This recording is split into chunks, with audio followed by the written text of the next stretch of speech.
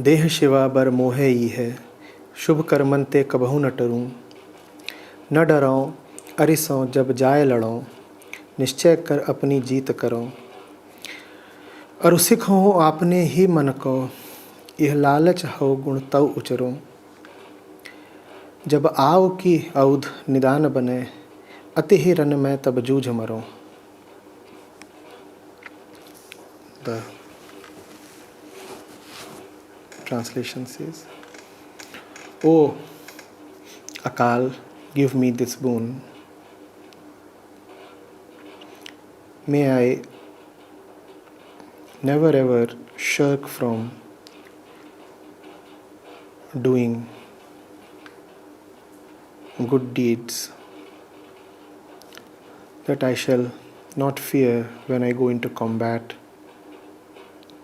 and with determination I will be victorious, that I may teach myself this greed alone, to speak only of thy praises. And when the last days of my life come, I may die in the might of the battlefield.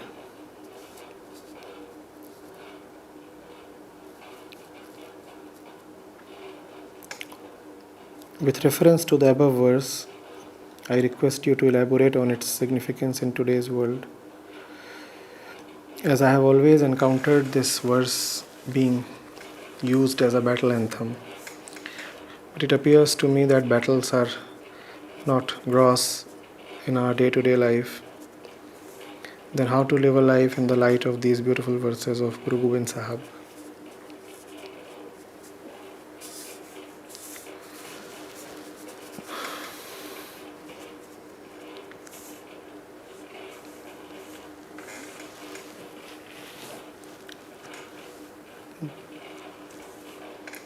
शुभ कर्म अरिसों जब जाए लड़ों, सिख हों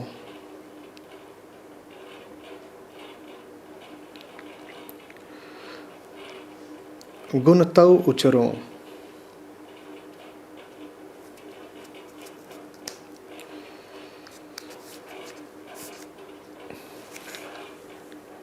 अति ही run में तब जूझ मरो। All these refer to the same one, the same thing. And when you see that obviously the Guru is talking of just one because he is devoted to just one, then you realize what he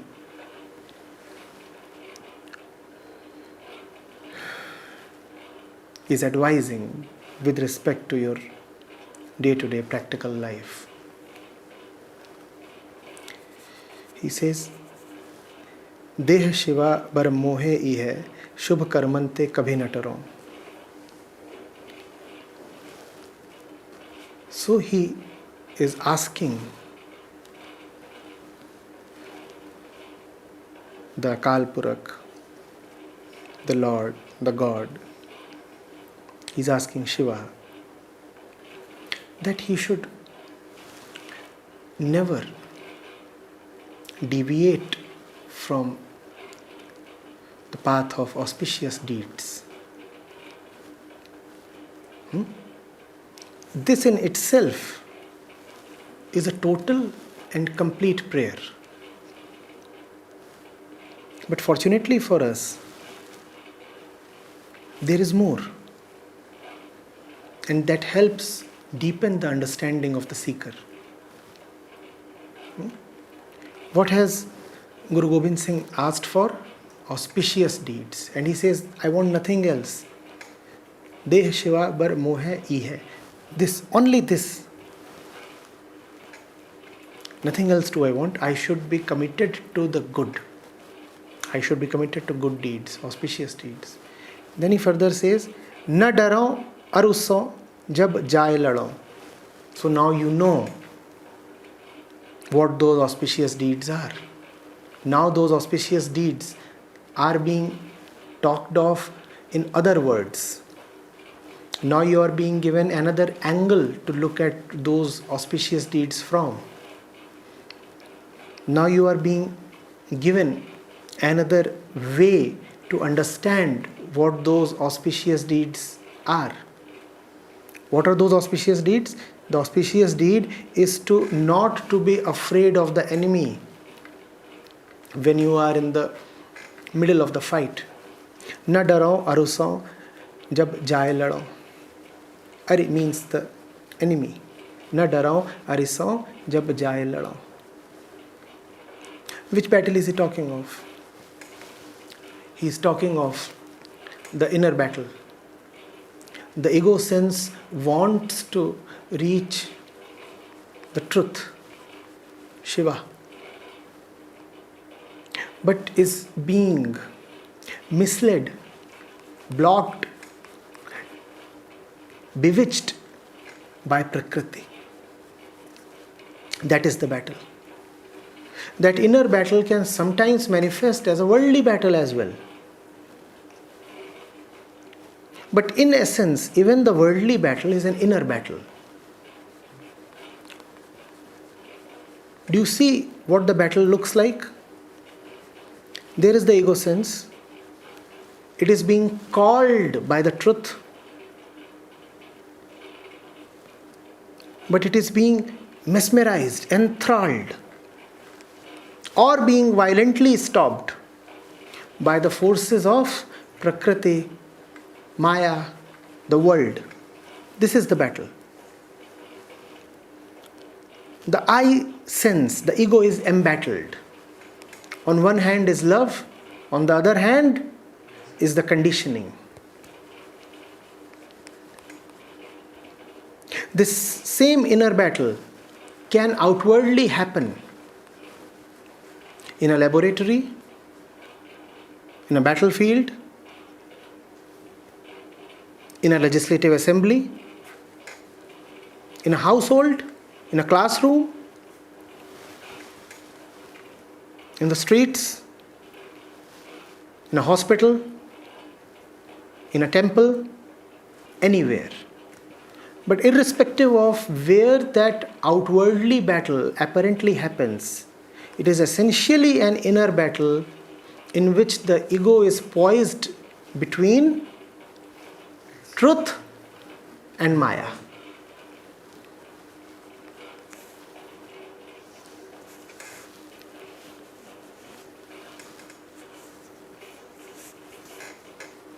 I'm getting it?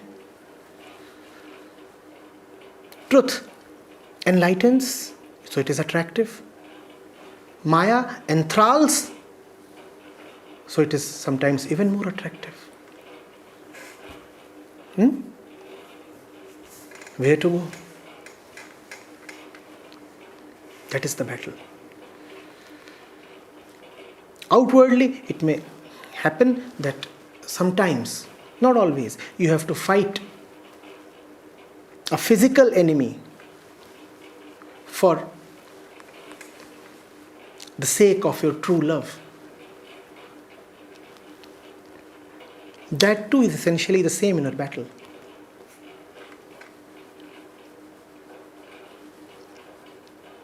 The one who is steadfastly fighting the inner battle is as much of a warrior as the one who is shedding blood in an external battlefield. Both must be equally praised for their courage and valor. But it's just that when we see blood being spilled, it is a little more spectacular. We feel a little more reverence. But the outer warrior and the inner warrior are in the same dimension. Anybody who is fighting the force of Maya is a warrior.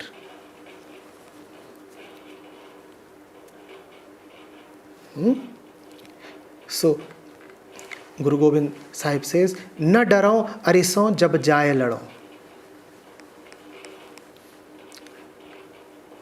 The enemy is big and severe. And fear appears so natural. Fear must not be natural because fear is not your nature. Nischay kar apni jeet karo. Be determined. Fight it out. Your victory lies not in the outcome but in the fight. Victory is not the upshot of the battle. Victory is the essence of the battle. There is a great difference, you must understand. Prakriti programs you to look only at the upshots, the results. Are you getting it? You tried hard. You did not get the fruit. As an ape, you are trying hard and you did not get the fruit. You will sleep on an empty stomach. Right? And your condition would be no better than another ape who is sleeping on an empty stomach because he did not try at all. Prakriti knows only results. Prakriti respects only results. Are you getting it? There is a fire. Both the saint and the sinner would die. Because Prakriti is material and material does not care for enlightenment. The result would be the same. The material result would be the same in case of a fire. Are you getting it? In a spiritual battle, it is not the result that counts. It is the battle that counts. The battle is the victory. To fight is to be victorious. Are you getting it? But if you look for an ultimate victory, as sometimes those people who look for some ultimate event called enlightenment, then you are just playing by Prakriti's rules. You have walked straight into the trap. It is Prakriti that teaches you to go for one final result. Aim it and get it. And if you are targeting enlightenment, then you are actually targeting to live by an unenlightened Prakriti. Because it's she who is teaching you to live by accomplishments. Are you getting it? Just fight. That's the jeet that the Guru is talking of.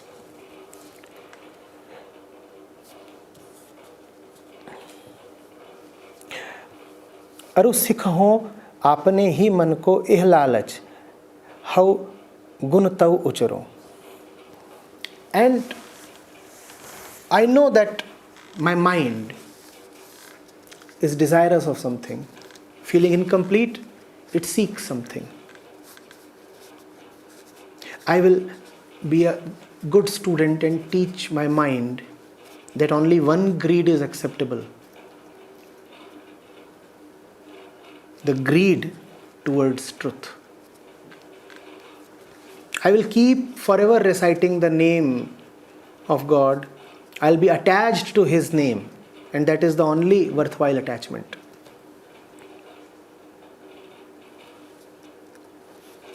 You see, in this battle, I am facing something impossible.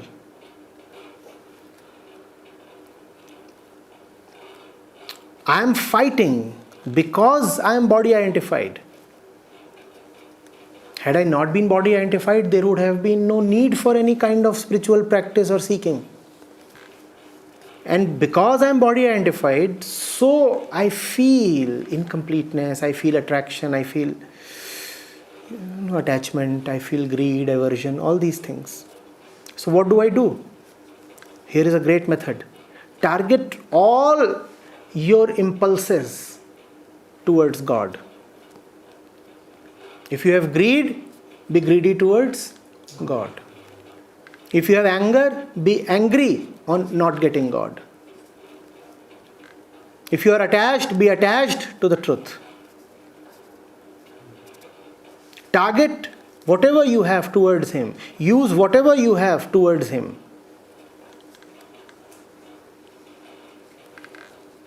If you can sing, sing of him. If you can run, run for him. If you are given to thinking, try thinking of him. If you are so emotional, turn your emotions towards him.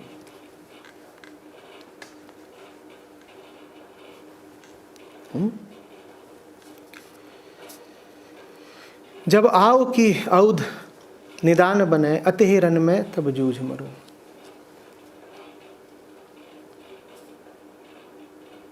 And when the time has come, then I should gladly disappear. In both ways. Neither should I be afraid of physical death, nor should I be afraid of dissolution into you when the opportunity comes. Just as it is important that the warrior in the physical battlefield is not afraid of physical death, it is equally important that the warrior in the spiritual battlefield is not afraid of dissolution when it comes.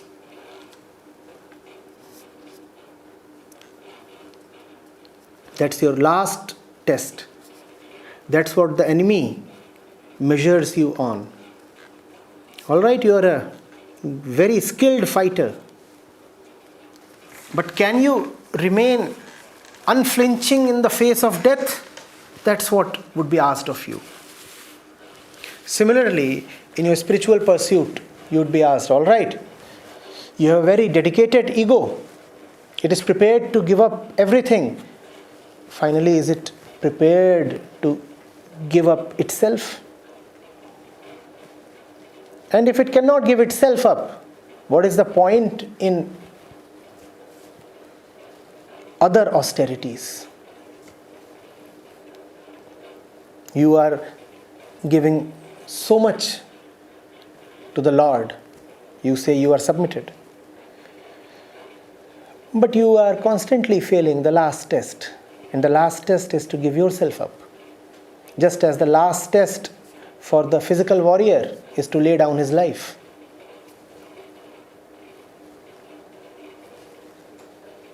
When in the physical battlefield, don't hesitate to lay down your life. And in the spiritual field, don't hesitate to lay down your ego. And both are one. Both are one.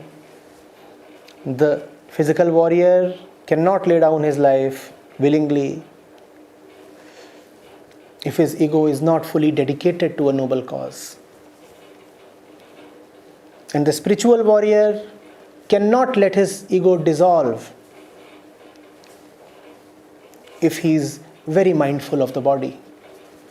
The spiritual warrior must be prepared to give up the body. The physical warrior must be egoless to give up the body. Both are one.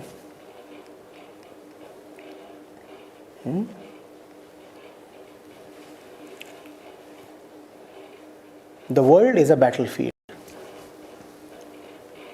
We all are embattled.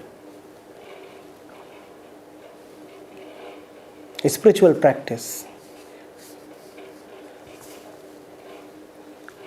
is to fight well.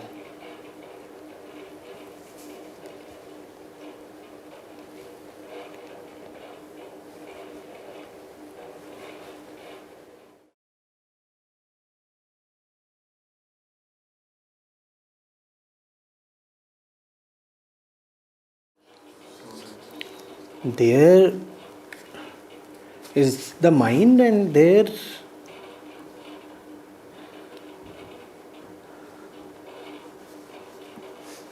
is Shubhankar as well, right? The mind is designed to do something. You have a choice in going along with the mind or not.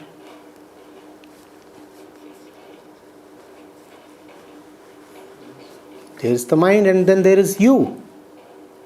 Do you find it necessary to comply, you do. But it's not necessary. And therein lies hope.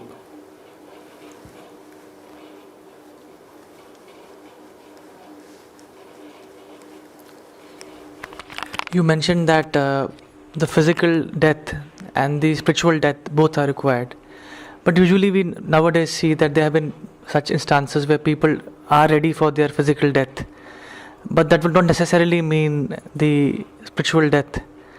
So, and somehow also we revert to the things what the Sikh gurus have done and the disciples. But is it right to assume that it was all done with a spiritual... The battle is essentially internal. Remember that. The battle is essentially internal. Outside you only have its manifestations. We said the manifestation could be in a laboratory, in a house, in a temple, in the street, or in a battlefield. So whatever you are doing and wherever you are doing it, the real thing is internal, and therefore it has to be one internally only. What is certain is that if the manifestation is external and you are afraid of losing physical life, that surely means you are losing the battle. However, it does not mean that in the external battle, if you are prepared to lay down your life, you are necessarily winning the inner battle. Please understand this. A reluctance to lay down life is a sure shot indicator of the presence of an ignorant ego. But an eagerness to lay down life is not a sure shot indicator of a surrendered ego. So don't get confused. It has to be understood like this. A real spiritual warrior would be prepared to lay down his life. However, that does not mean that everybody who is prepared to lay down his life is a spiritual warrior. Is that clear?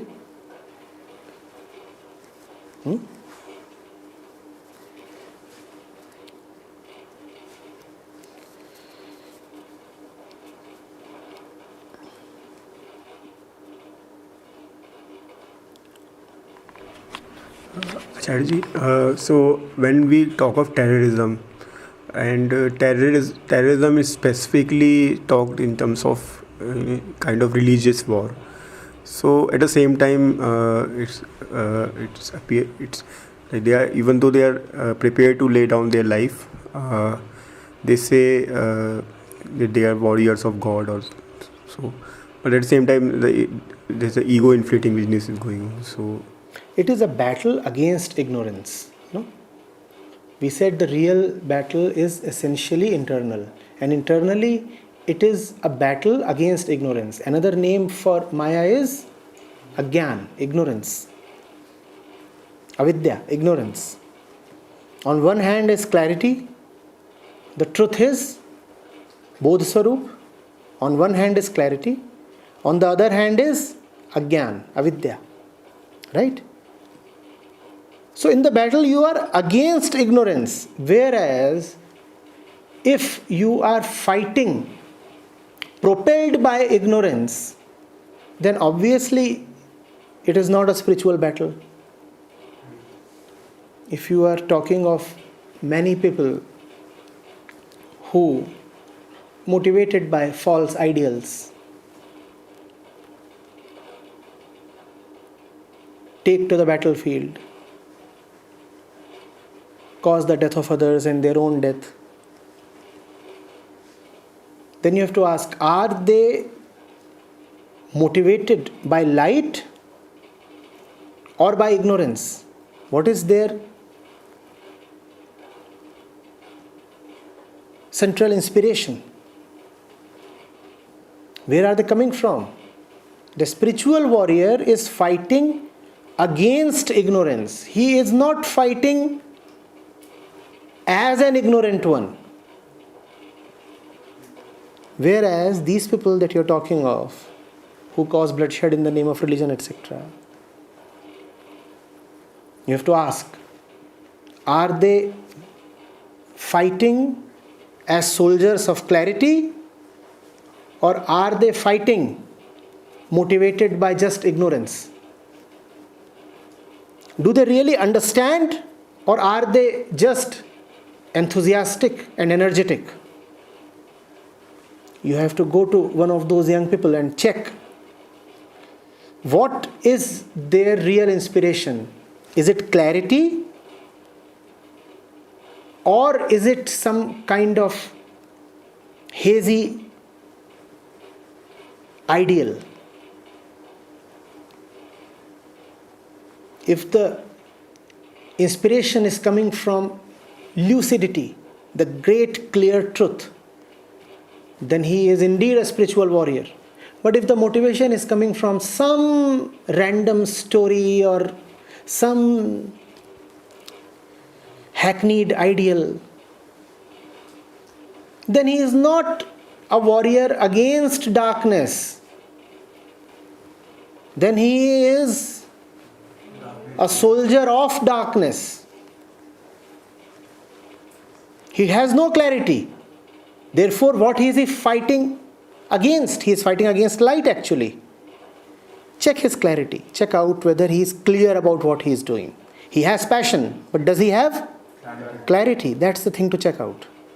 Mere passion is not sufficient.